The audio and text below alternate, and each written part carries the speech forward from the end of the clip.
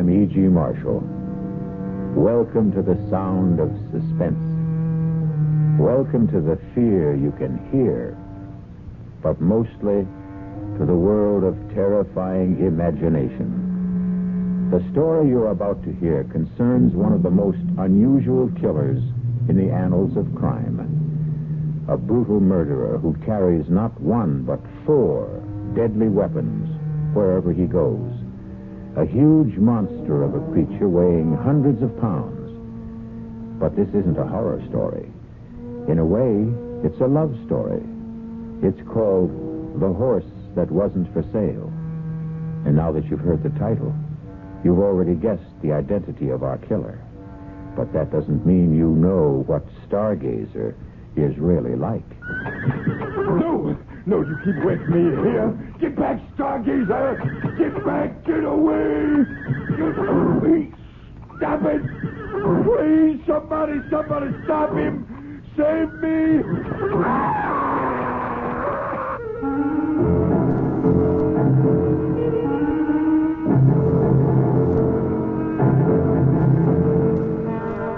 Our mystery drama, The Horse That Wasn't for Sale, was written especially for the Mystery Theater by Henry Slessor and stars Mercedes McCambridge. It is sponsored in part by Anheuser-Busch Incorporated, brewers of Budweiser. I'll be back shortly with Act 1.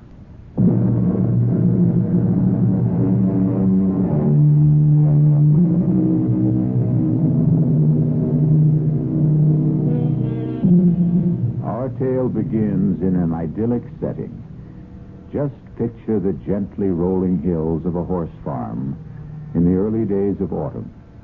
The colors of the trees all red and rust and differing shades of amber. See the ranch house nestled comfortably in the valley. The long row of white stables. But now you may notice something unusual about this farm. The stables are empty. No horses neigh and whinny in the paddocks. The only sound is the tapping of a typewriter. And at a desk in the front room sits a very handsome and very sad-looking young lady whose name is Chrissy Runyon. Judge Simmons, I thought it was only fair that I tell you the whole story about Stargazer, so that at least you'll know the animal isn't entirely to blame for what happened. It began on the day my father was buried. And, of course, it began with our trainer, Clem Burnett. He was all alone at Runyon Farms that day, and he took advantage of the fact to sample some of Daddy's best bourbon. Shut up, you. Stand still if you want to get brushed. What's the matter with you? Stand still, you mangy beast. For the love of... There goes the blasted phone now. I ain't got one job to do, it's another. All right. I'm coming. Hello. Mr. Burnett, it's Chrissy Runyon. Oh, hello, Miss Runyon. How is everything out there? Oh, everything's fine. Just fine. What about bobbling? Is she still off her feet? Bobbling's fine. Just fine. Are you all right, Mr. Burnett? Sure I am. Everything out here is just the way it should be. Tell me, how was the funeral? I'm calling to ask about the horses, Mr. Burnett. Is Stargazer still restless? Well, that horse ain't been nothing but restless since the day he was foaled. Well, then don't trouble him, Mr. Burnett. Do you understand? Just let him be, and I'll take care of him when I get out there. Huh? You mean you're coming out? Of course I'm coming out. Why shouldn't I? Oh, no reason. I just thought, well, you ain't been here in a long time, Miss Runyon. Well, I have to arrange things for the auction. Huh? Auction? What are you talking about? I'm sorry, Mr. Burnett, but the horses have to be sold, and the farm, too. My father's debts were, too. Well, never mind. I'll be there sometime this weekend. Now, wait a minute.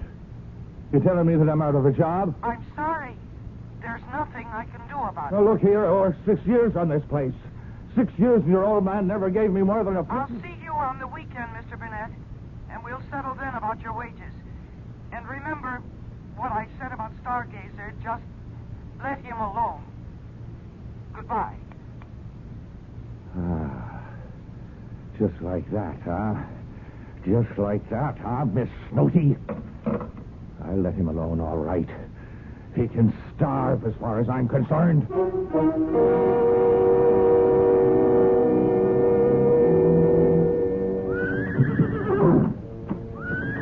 What's the matter, Stargazer? You don't look so happy today. Hungry, maybe, huh? Thirsty? No, there's no use pawing the ground. You just got to wait until she gets here. Miss Chrissy Runyon is the only one you ever cared for, right? Well, you can wait until she gets here and takes care of you, because I won't. Hey, now get down. Get down, Stargazer. Now you stop that. What are you trying to do? Knock down the whole barn? Now stop that. You stop it. All right, if you want a taste of the whip. Now stop it. Stop it, you crazy beast. Get back there. Get back. You kicked me. No. Oh, my God.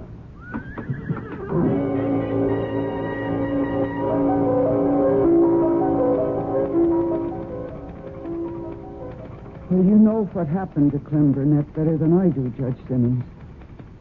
You viewed the remains of his body for the inquest. That was something I couldn't bring myself to do. I'm sure you remember the day after the hearing, when you asked me to dinner. Please, Judge, why don't you tell me what's really on your mind? It's about Stargazer. Well, I appreciate your accepting this date. Now, I know you're anxious to get back to the city. No, I'm anxious to get back to my home, Judge. Yes. It's hard to think that Runyon Farms isn't your home anymore. Well, it hasn't been for years. You know that Daddy and I didn't get along? Yes, I know that only too well. Your father used to say, the only thing that keeps Chrissy coming back is that horse, Stargazer. And you were right the first time. It's that horse. Yeah? What about it? Well, I think you know, Chrissy.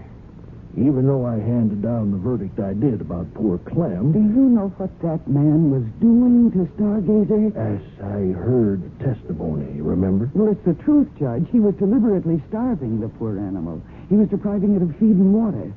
And that's why Stargazer did what he did. Chrissy, stop thinking that animals are so aware of human motives.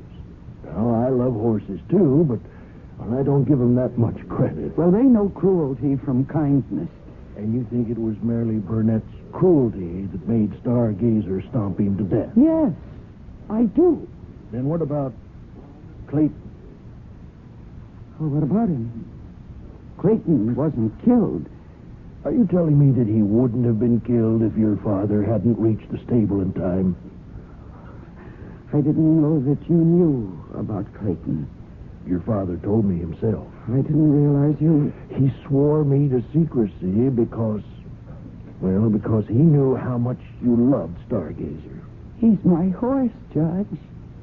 Daddy gave him to me. Yes, but he didn't know that he was giving you a killer. Oh, don't say that. You can be glad I didn't say it at the inquest, Chrissy.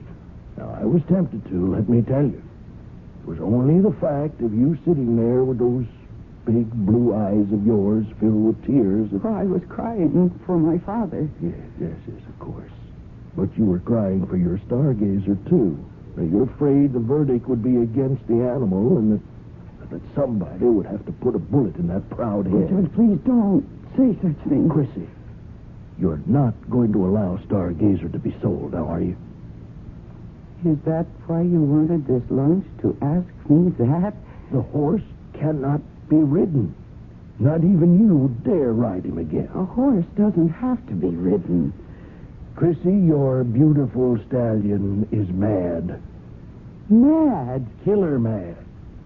The way some animals get when they're treated just a little too cruelly. But Stargazer wasn't ever treated that badly. And between Clayton and Burnett and you... Me? Yes, Chrissy.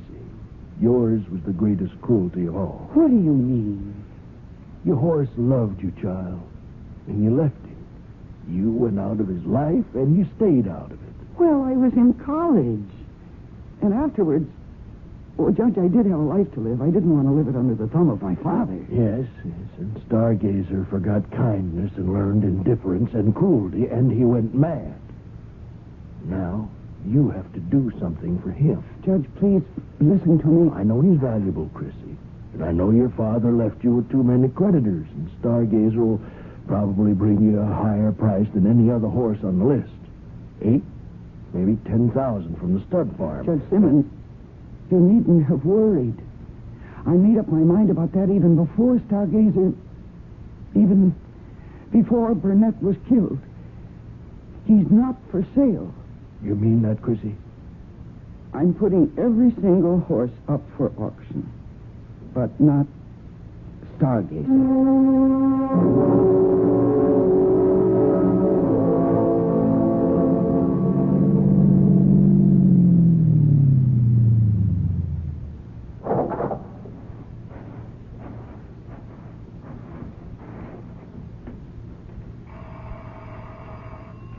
Just a moment. Good morning. Oh. Hello. You remember me, don't you? Alan Carlin from Wildbrook Farm? Yes, of course. I remember you, Mr. Carlin. Well, I thought you might have forgotten me. It's been a couple of years since we've seen each other, Miss Runyon. I remember you. In fact, I saw you at the auction. Well, I'm flattered that you noticed me. You bought 3 of my father's horses. Yes, I bought 3. I meant to buy 4. Listen, do you mind if I come in? Oh, please do. I was really shocked when I heard he died. He wasn't a youngster, of course, but just the same. Well, my father was 71. Well, I always figured he was younger, seeing as how he had such a young daughter. But I know it took Will a long time to get around to marrying. He was practically 40 by then, wasn't he? But then, that's how your father was, always putting things off. Including paying his bills, huh? Is that why you're here, perhaps? I beg your pardon. No, I know that you are on my father's list of creditors. Oh, but that's not the reason I came to see you. You see, I bought 3 horses at your auction, but I meant to buy 4. The only reason I didn't was because the horse I really wanted wasn't for sale. Huh. You mean Stargazer? I suppose you think I believe those rumors about the animal? Well, I don't. I've been around horses all my life. A good thoroughbred doesn't go crazy overnight. So any compunction you might have about selling him... You're mistaken. Stargazer was kept out of the auction at my request. He's my horse, and I don't want him sold. Well, I attended the inquest, you know. I listened to every word, and I know Burnett mistreated the animal. That's why he got stopped. Mr. Burnett was a fine trainer. Oh, yes, indeed. The point is that I'm willing to take my chances, Miss Runyon. I won't ask you to cut the price because of the horse's reputation. There's no price tag on him. I'm sorry. Miss Runyon, you're still a sporting woman, aren't you? Would you be willing to make a little wager? What? Well, I've ridden horses with reputations 5 times worse than Stargazer's, and I can prove it. Now, if I do, will you talk about a sale? No. Oh, you're your father's daughter, all right. Everybody said Will ought to raise mules that would have been more in character. Now, look, you don't have to worry about me. I was born in a saddle. If anything happens, the responsibility will be all mine. Your responsibility? Do you really think I care what happens to you? Yeah, but nothing will. If you were at that inquest, you know what it means if Stargazer hurts anybody again. They'll destroy him, and they'll have the legal right to put him away. And I won't let that happen. But it won't be that way. It will. There is something wrong with Stargazer. I've known that for a long time. And I think Daddy knew it, too, but he gave him to me thinking that I might win him over with kindness. Well, I failed, you see. And now when he feels that hateful weight on his back, Oh, please. Please. Go, Mr. Carlin, please. All right, Miss Runyon. I'm just so terribly sorry you won't let me prove you wrong. Oh, dear. I should start my packing. Feels like the whole morning is gone. Oh, no. I hope that man isn't bothering Stargazer. He must be out at the stable. Mr. Carlin, don't. Please don't. Mr. Carlin, don't. Mr. Carlin, stop. Bring him back here. Don't ride him.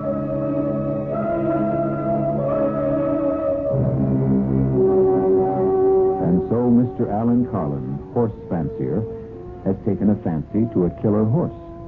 But Mr. Carlin won't admit he can't win Stargazer's heart and perhaps win Stargazer himself. We'll find out what becomes of both of them when I return shortly with Act 2.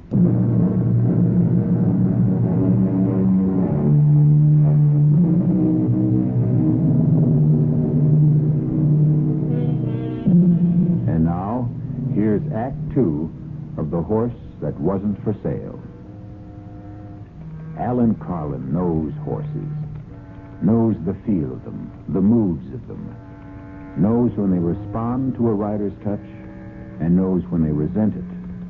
But there are times when even the best horseman allows his ego to override his common sense. And Alan Carlin is about to learn that his time is now. Okay, boy. Take it easy now. Easy. Slow it down, boy. Come on. Those branches. Oh, good Lord, Stargazer, slow it down, boy. That tree. No. Oh, God, my back. My spine. Crazy horse, she was right. You are crazy. No. You keep away from me. Get back.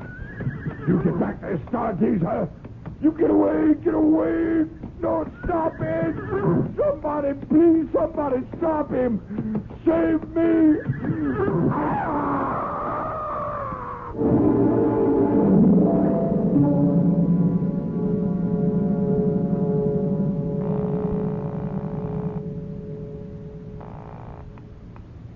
Police department. Hello. I want to report a missing animal. A horse. Who is this, please? My name is Runyon, Christine Runyon. Oh, yes, Miss Runyon. This is Sergeant Beggs. Oh, Sergeant, one of my horses was removed from... he ran away. Oh? I thought all your animals were auctioned off, Miss Runyon. No, there's one that wasn't sold. His name is... Listen, maybe he's still around the farm somewhere. Maybe I better just go out and look for him. Well, if you want to give me a description of the animal... No, it's all right. I just lost my head for a minute. I'm sure he's around the property somewhere, and I'll find him. Don't worry. Whatever you say, miss. I'm sorry to have troubled you. Goodbye.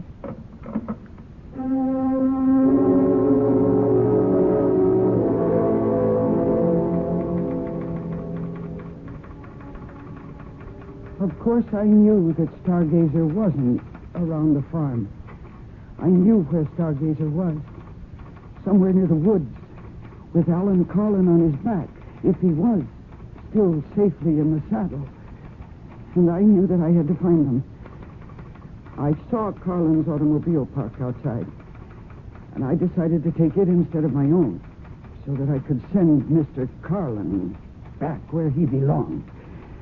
I just hoped and prayed that I wasn't too late.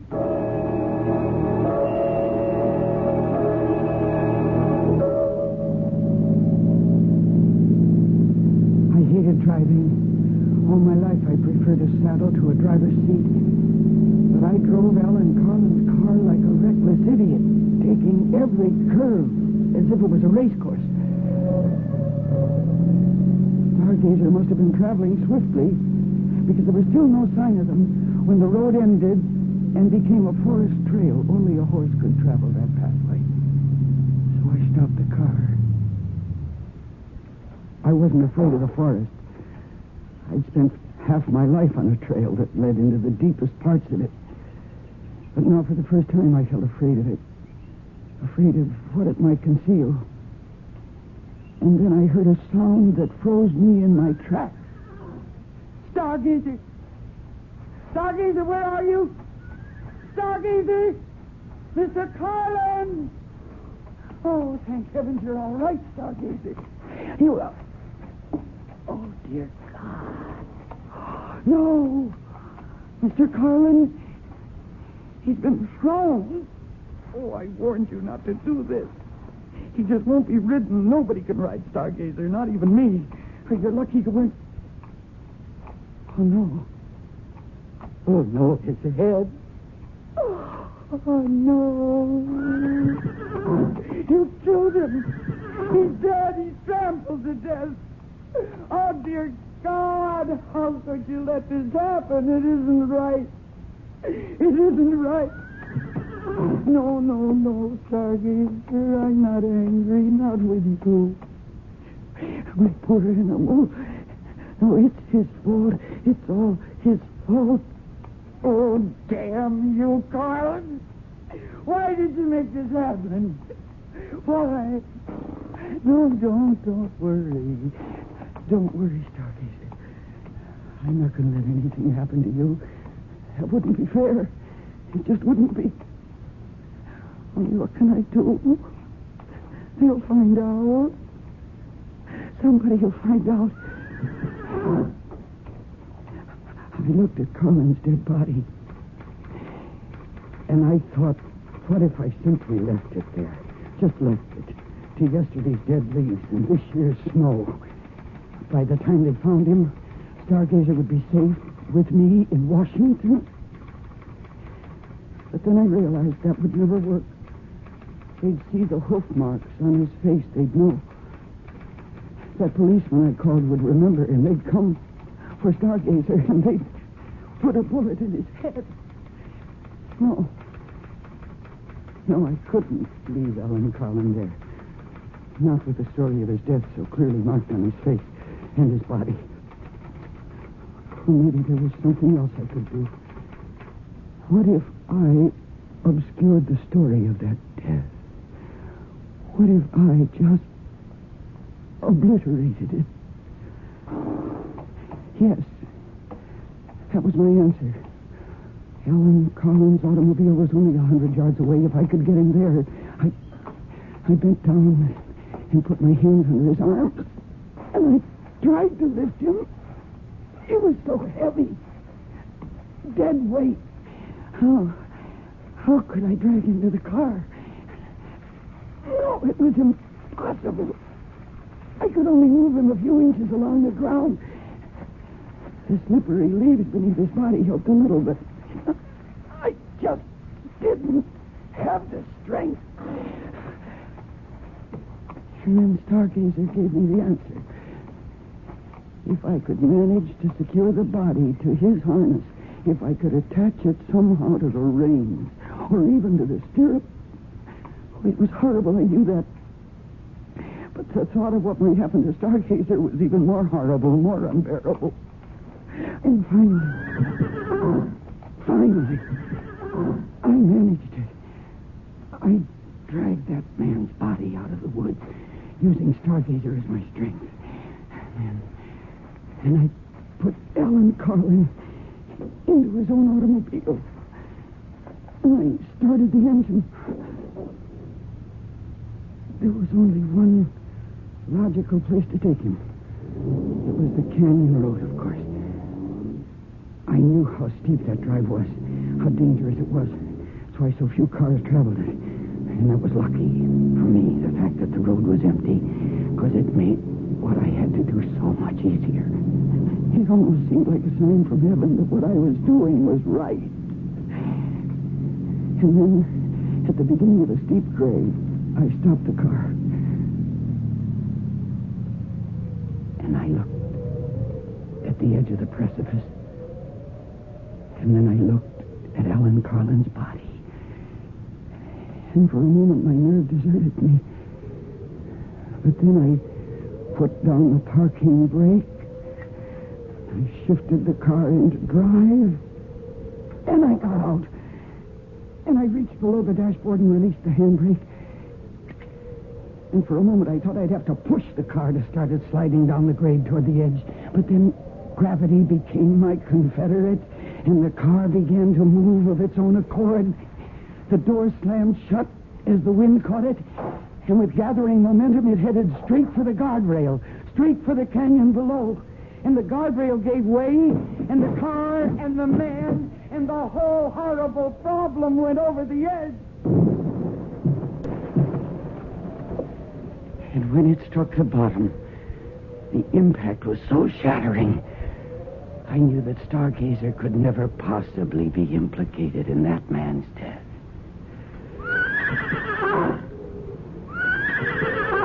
Then I made the long walk back to the woods, back to my horse, to my old friend, who stood patiently tethered, waiting for me,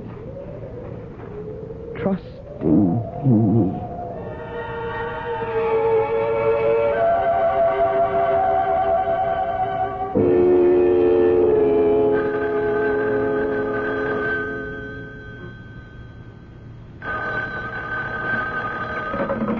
Hello? Miss Runyon, this is Sergeant Beggs. Yes, Sergeant. Well, I just thought I'd call and see if you had any luck about finding your horse, I mean. Yes, I found him. I was foolish to have panicked. He hadn't gone very far after all. Oh, good. Still on the property, you mean? Yes, he was. That was silly of me. He was just a short distance away. Well, that's fine. That's just fine. I'm glad to hear it. Better make sure you keep that stable door locked. You know? Yes, I will. Thank you very much, Sergeant. You're welcome, Miss Runyon. Goodbye. Goodbye. Oh, I think I could use a drink. Oh, no. No, what? Hello? Hello, is this Miss, is it, Bunyan? No, the name is Runyon. Who is this? Well, you wouldn't know me, Miss Bunyan. Miss Runyon. Name's Sam Fradd. I work over at Wild Book Farm for, Mr. Carlin, you know? Yes. Oh, what do you want? Well, I was wondering if you were going to be home this afternoon, Miss Runyon. A little something I wanted to talk to you about. No, I'm sorry. I have a great number of things to do today. I can't receive visitors. Well, I figured you'd want to talk to me, Miss Runyon, on account of, what happened this morning. Oh? What do you mean? Oh, I think you know. What happened out there? On that canyon road? I haven't the faintest idea of what you're talking about. Sure you do, Miss Runyon. You see, I saw you kill Mr. Carlin out there. I saw you murder him. Now, can I come and talk to you?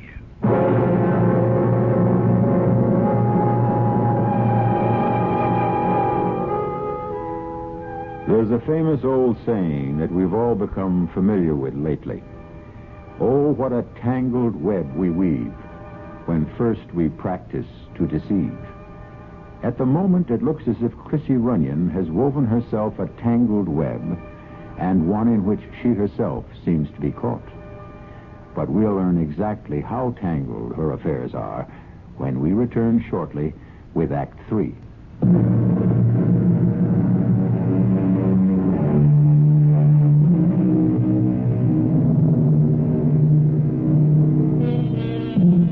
And now, here's the final act of The Horse That Wasn't for Sale. And it begins with a sound that strikes terror into the heart of young Chrissy Runyon. She hesitates before she answers it, afraid of the man who might be on her doorstep. Miss Runyon? Yes. I'm, Sam Fradd. Yes. Oh. Come in. Well, it's, nice of you to see me, Miss Runyon. Who are you? Mr. Fried. I've never seen you around here before. Well, I'm new, Miss Runyon. I come from out of state. Yeah, I used to work in West Virginia at the Algonquin Farms. You know it? Oh, I've heard of it. Yeah, well, I used to be a trainer there a long, long time ago. Then they had me doing grooming work and junk like that. I said, no more of that, I said. Mr. Fried, will you please come to the point? What did you mean about Mr. Carlin? I don't know what you saw or think you saw. I seen you, Miss Runyon. I seen what you did. Well, whatever you think you saw, you were mistaken. I didn't even know your boss, Mr. Carlin. And to accuse me of killing him... Oh, but that's what you did, all right. Now, you pushed that car over the cliff, and poor Mr. Carlin was in it. My, you must have really hated that man. Well, what'd they ever do to you? Get fresh or something? Mr. Friat, you're completely wrong. I swear you're mistaken. Well, all righty then, I'm wrong. So you don't mind if I tell the police what I saw? Now, I figure they're not so dumb they can go looking for footprints or something up there, like tire tracks and stuff like that. It was an accident. Of course, I don't have to tell them what I saw. What do you mean by that? Well, what I said. Ain't no law saying a man has to tell everything he knows. And what would stop you? Oh, if I liked a person. No, that's not what you really mean, is it? Now, you take Mr. Carlin. Well, I only worked for the man a week, and I could tell already that he wasn't such a nice fella. Now, I did not kill Mr. Carlin. Oh, sure, Miss Runyon. But you see, there I was in that canyon, taking a ride on the old nag they let me use, and I seen that car stop there. And now, just for the heck of it, I put my field glasses on it. That's how I come to see it all. But you don't understand why I did it. Oh, heck, I don't care why. Now, I told you I didn't like the man. Sure could sit a horse, though. Now, I'll give him that. I swear to you he was already dead. You know, people around here know that he treated your pa pretty bad. Can't blame you for what you did. No, you must believe me. Mr. Carlin was already dead when his car went over into the canyon. He'd been killed by an accident. I had my reasons for doing what I did. Sure, Miss, sure you did. And you can just tell the police all about it. No, they may not understand. Yeah, that's true enough. Yeah, they may not understand. I mean, not the way I do. But just the same, if they ask me questions about it, now, I'd have to tell them what I know. Well, unless, of course, I wasn't around to tell them anything. Not around? Well, with Mr. Carlin dead, there's not much point in me hanging around Wildbrook much longer. Maybe I ought to move on, find me another job. If I did that, well, I wouldn't be here when the police came around. Understand? No, I'm not sure I do. If I could get me a stake, now, I'd leave right away, tomorrow, maybe. It wouldn't take much. 4,000 or 5,000, maybe, huh? That ought to be enough, don't you think? Oh, now, wait a minute. Well, better round it out to 5. Yeah, 5,000 would do her, Miss Runyon. You expect me to give you that money? Well, it would sure help if you did. But that's impossible. I don't have a penny. Auction must have given you plenty, Miss Runyon. Why, Mr. Carlin bought some of your stock himself. But every cent goes to my father's creditors. And even that won't be enough. Well, I don't know about that. All I know is 5,000 would do me just fine. Now, you think it over, Miss Runyon. I'll come back tomorrow afternoon. It won't do any good. Yeah, we'll see. There's just no way I can raise that money, Mr. Fry. Oh, you'll find some way. Women these days, they can do just about everything. Fly airplanes, run companies, kill people. Well, you'll figure something out, Miss Runyon. Well, so long now. Mr. Fry, please. I'll see you in the morning. Oh, dear God. What am I going to do?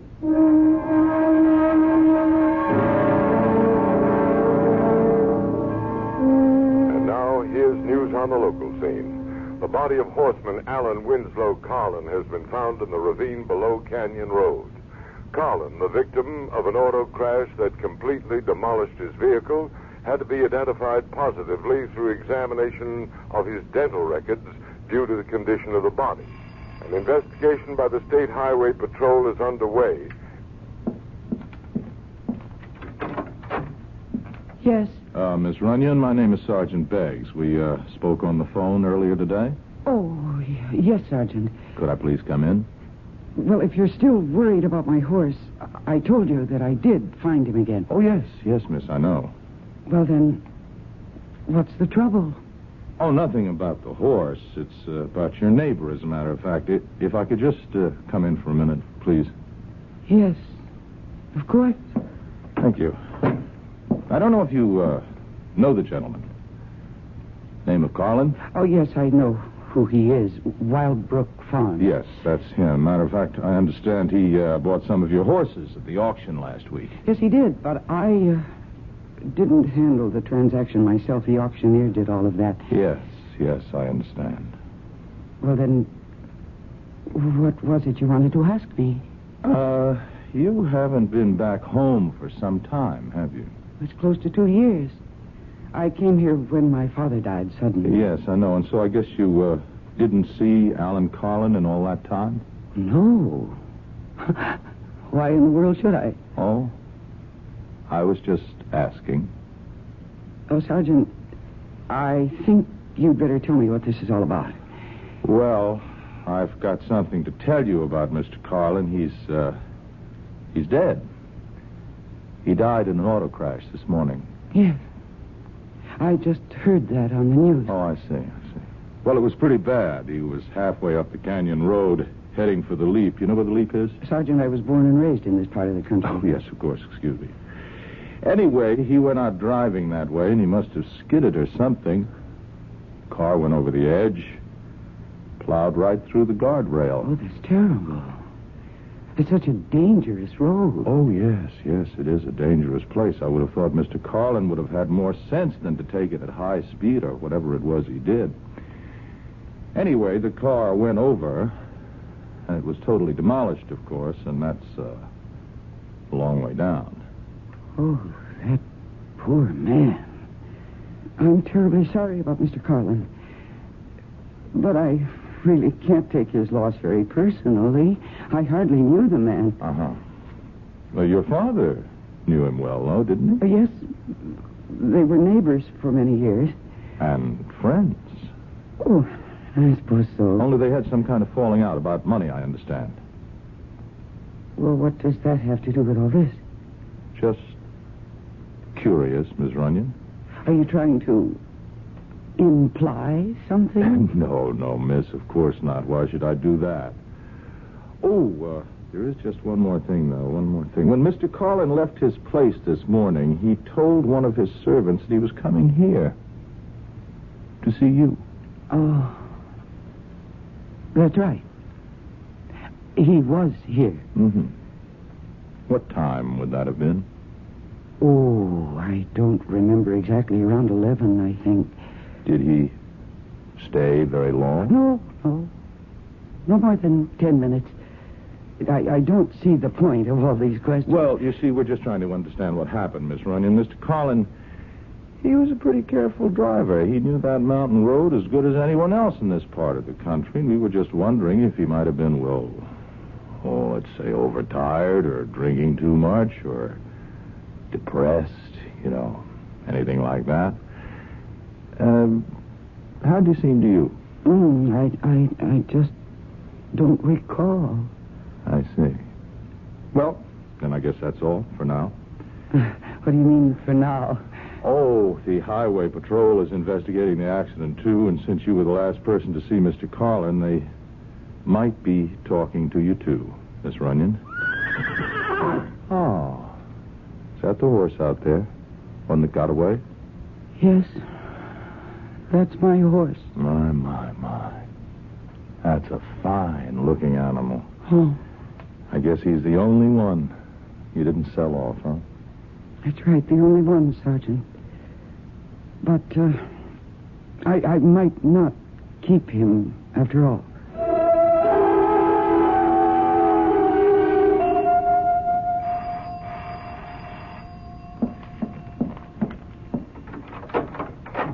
Well, hello, Miss Runyon. Hello, Mr. Fryer. Come in. Well, thank you. Well, I sure wouldn't mind. How do you take it? Black, just fine. Oh, thank you, miss. That's real nice of you. Ah, that's good. Well, now, I understand the police were around yesterday. You don't miss... Oh. Would you like a cup? Well, I sure wouldn't mind. How do you take it? Black, just fine. Oh, thank you, miss. That's real nice of you. Ah, that's good. Well, now, I understand the police were around yesterday.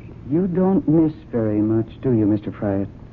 Pays to keep your eyes open, I say. Oh, yes, I'm sure it does. Now, the question is, how much does it pay? Mr. Fryer, I don't have the money you want. Well, now that's a real bad piece of news, Miss Runyon. I told you yesterday there's simply no way for me to get my hands on it. The money that came to the estate through the sale of the ranch and its stock went directly into escrow. Now, I wouldn't know about fancy words like that, miss. All I know is... The estate has no money. And I have no money of my own. Well, that's really too bad. Because that means I can't leave. And if I can't leave, I might just as well tell the police what I saw. I'm hoping that you don't do that, Mr. Fryer. Oh, I don't want to do it. Believe me, Miss Runyon. But if there was just something you could give me.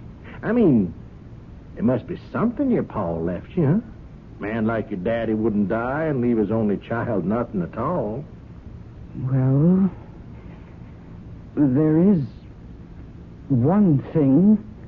Hey, what's that? It's the only legacy I have. The most valuable thing he owned. Look, out the window.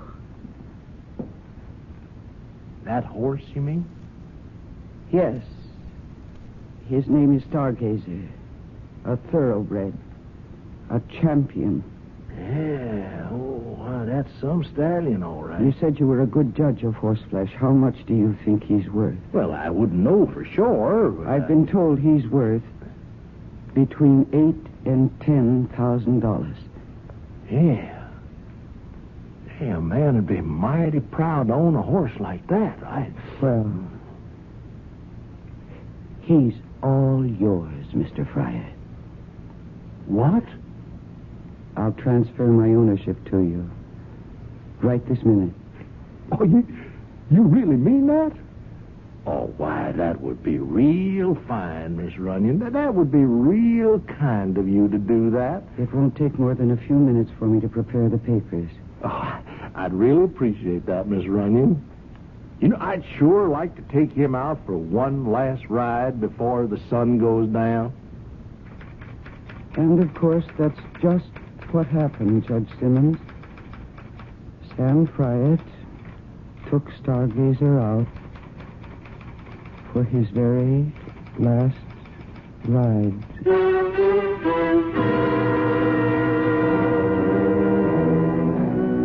Remember all the old cowboy movies that showed the lone rider heading into the setting sun? Well, you can picture old Sam Fryer doing exactly that. Only when the words that say the end appear on the screen, you can also be sure they mean the end of old Sam Fryer. I'll be back shortly.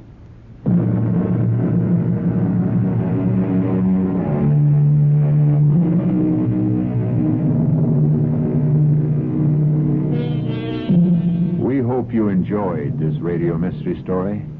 We hope you're enjoying the magic of radio itself. Magic which produces the most gigantic stage of all. A stage large enough for one galloping horse or an entire herd of galloping horses. This is E.G. Marshall asking you to tune in. Will someone please head those horses off at the pass? Our cast included Mercedes McCambridge, Arnold Moss, William Redfield, and Earl Hammond. The entire production was under the direction of Hyman Brown. Mystery Theater was sponsored in part by the Kellogg Company, makers of Kellogg's Special K cereal. This is E.G. Marshall inviting you to return to our Mystery Theater for another adventure in the macabre. Until next time, pleasant dreams.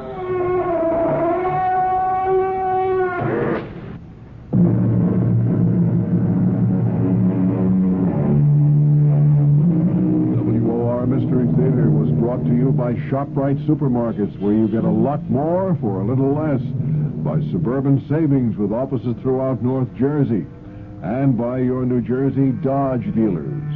The preceding Mystery Theater program was furnished